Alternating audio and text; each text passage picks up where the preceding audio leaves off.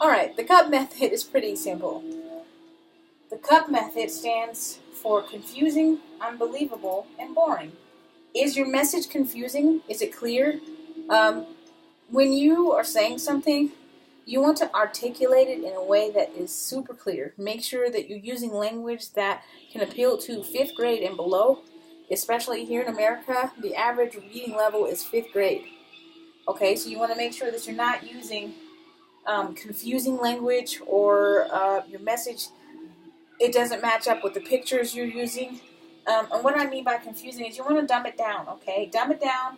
Don't use big words. Use the easiest language that you could possibly use so that even, an elementary school student or a middle school student can understand it, okay?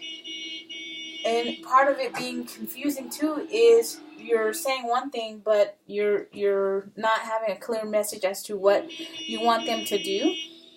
So that's confusing. Don't leave any room for confusion, okay? Take them by the hand and literally say, look, have you ever felt like you had such and such problem? Do you want to change this? Would you like to feel this way or have that status or be this way or have this amount of money?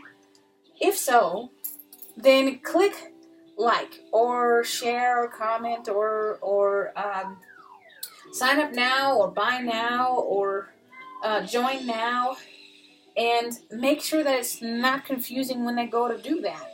Okay, when they go to do that, make sure that there's a clear call to action button. Make sure that button is a bright color. Green works, orange works, red works. I would stay away from yellow because yellow in too much quantity it changes people's mood. I would look at color theory because color theory makes a huge difference in how people react to whatever your content is. So make sure that the color theory is right. Look up the color theory wheel. Is it unbelievable? Does it sound like it's too good to be true? Because most people are going to say if it's too good to be true, if it sounds like it's too good to be true, they're just gonna skip past it. But just make it believable. Just say, you know what? To get this car, it's only worth like $3.50 a day, which is the amount of a cup of coffee. Well, it's more like $5.50 a day at Starbucks, but you get what I'm saying.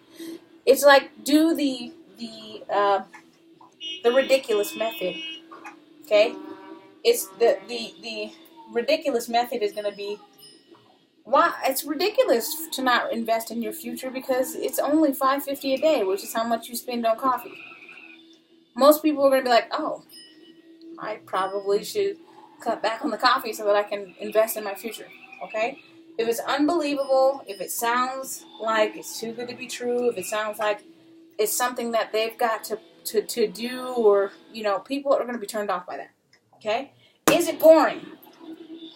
Your headline is hugely important. People will not even read into the rest of your content if the headline sucks. Okay?